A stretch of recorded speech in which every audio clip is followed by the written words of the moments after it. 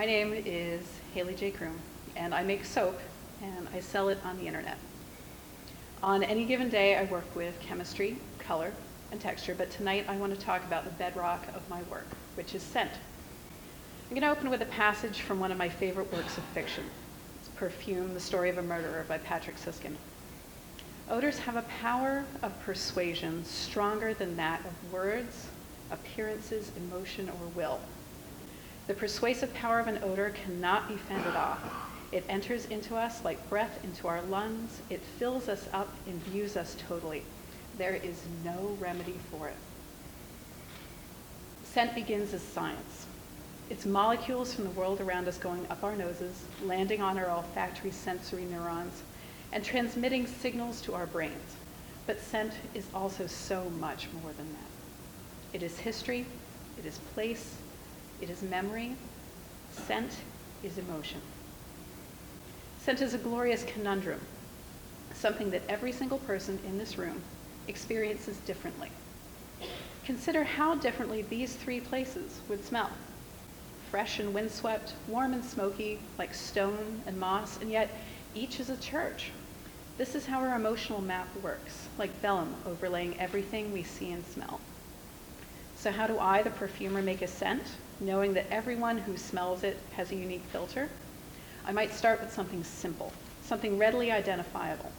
Fresh flowers, juicy pears, sugar-crusted donuts, something familiar, something safe, something comfortable. This is Mr. Blue Sky, one of my general catalog scents. Mr. Blue Sky is easy, familiar, and unchallenging. He's all fresh laundry and sunshine, bright and clean smelling, named after the ELO song. He's happy and simple, the kind of scent that just wants you to have a good day. This is the Summer House, made with fresh local zucchini when it's coming in hand over fist late in the summer. It's a pleasant jumble of herbs, mint, verbena, tomato leaves, green and inobtrusive, unlike the zucchini vines. It smells like summer in the kitchen garden, natural and a little overgrown. But sometimes I want to go bigger and capture the scent of a place, and that's a little more interesting. Sunlit poppy fields are pretty straightforward, but what about the crisp coolness of the Central Market House?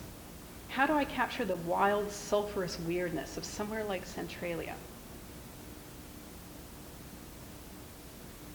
This is Aquasulis, a blend I formulated to capture the scent of the Roman baths in South Central England, a popular tourist spot.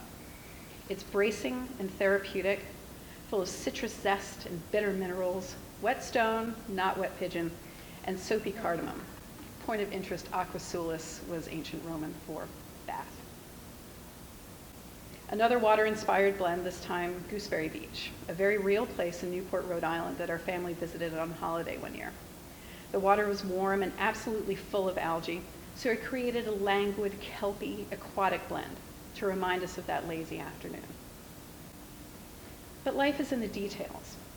And as a perfumer, I'm often sticking my face right up close to things to try and catch those tiny, elusive smells that turn a rock into that rock on the hill, a cat into my cat, that coffee into my usual. Think of them like pins, markers on our scent map. Old houses can give off a gorgeous smell, especially houses with old lacquered woodwork and high ceilings. I aim to capture that timeless scent in my halcyon blend. It smells of old pear trees and honeysuckle, but mostly that warm vanilla-tinged wood that speaks of home. Sky Blue Sky is not the scent of any woods. It's the scent of those woods, the woods of the Appalachian Mountains. Years of backpacking through those woods with my parents seared that scent in my mind. Towering hemlocks, spring-swollen streams, native magnolias. But what about those really weird or intangible things? How do I capture those smells? What does a sunset smell like? A cicada? What does childhood smell like? This is where my work gets really challenging and deeply engaging. This is where I start to dig. What does fear smell like? How do I get a bar of soap to smell like unmitigated terror? For my creeping horror blend, I chose discomforting notes that have sharp edges, that squeak a little, that mix together, but certainly don't blend. White tea, sour lemon, and wet rubber. How do you capture the smell of a place that never existed? How do you share a homesickness, a longing that is intensely personal?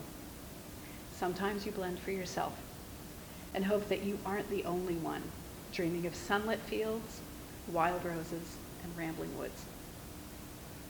Blending scents boils down like so many creative pursuits to making connections, digging up common threads and experiences, and blending them into something that smells right.